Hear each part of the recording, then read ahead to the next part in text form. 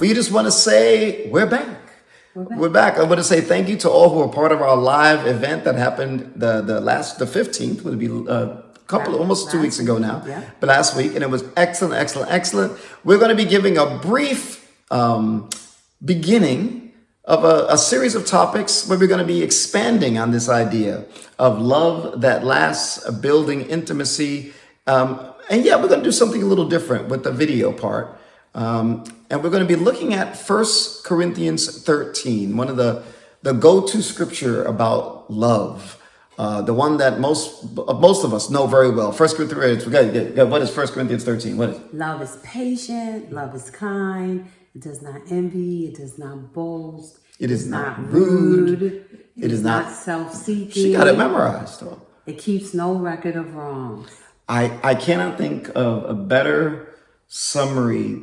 The Spirit is so clear in that about what love is. But I do have one thing that I think, when it comes to our marriages, is, and I've seen this when we get together with couples, I've seen it in the practice, I've seen it in workshops and in discussions, where we don't make a distinction between what I like to call our inner world, of our thoughts, our feelings, our reactions coming from our stories or our past, and what's happening for us in the world that can be videotaped, the world of the five senses, the world of literally. What you see, hear, touch. What you see, hear, touch can be seen, heard, observed. The best way I can describe it is videotaped. By other people, your schedule, that world. And I've seen it where a lot of times Christians, we don't make the distinction. Not just say Christian, people don't. Or we don't even realize there is a distinction. We don't even realize there is a distinction. And we talk about them as if they're the same. One and the same. So people say things like, for example, somebody will say, I don't feel close. So is that an emotional inner world? It is emotional. Or is it a physical thing you don't see you doing that makes me think you're close to me? Right. Just knowing the difference. Just knowing the difference. Usually when couples ask for help, they tend to talk more about their internal world. And not what actually happened that week, or those past 2 weeks, or that month. So they'll say something like, I need to help my husband. I just don't feel listened to. He don't listen. And that's it. Why is that not helpful? Because what does that mean? What does that mean he doesn't listen? So I'm going to ask the question, right? What does that mean? But like you're saying, I'm not looking for, is it an internal or is it an external? In like how you define it. So, but I need some input. I think it does make a difference. Give me some scriptures to encourage me about that. I know. It does make a difference though. It really, really does. Because then I don't know how to guide you if I don't know which one you're talking about. Yep. And you don't know even what's happening. You don't even know what's happening. I don't have a clear picture. No clear picture. As we get ready to dive into 1 Corinthians 13, and we're going to start off looking at kind of the context of 1 Corinthians 13, so we really know what we're talking about here. But I want to encourage you, is this week, think about those two worlds in your marriage. In other words, what's happening day to day? The things that you can see, hear, the things that you can do in the physical world, how is it going with your relationship? How is it going with your times together? The good stuff, just paying attention, being present to what's happening, and just making that distinction that this is what's happening in my marriage. This is, and I'll give you a great way to just pay attention. It's a great way to be, to look at how you're doing in your marriage. I like to call it the magic 6 hours.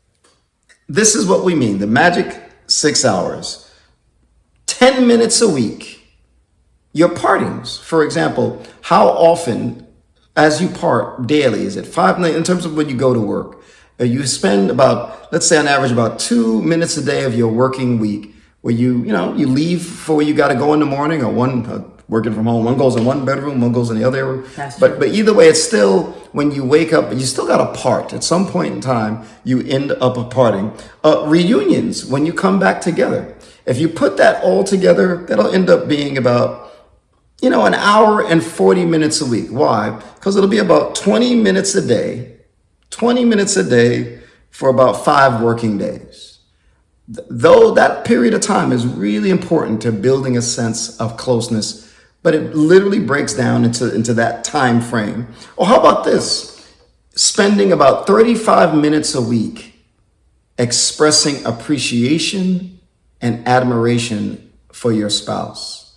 Expressing it, saying it, noticing it, verbalizing it. If you do that for 5 minutes a day, it'll add up to 35 minutes in a week.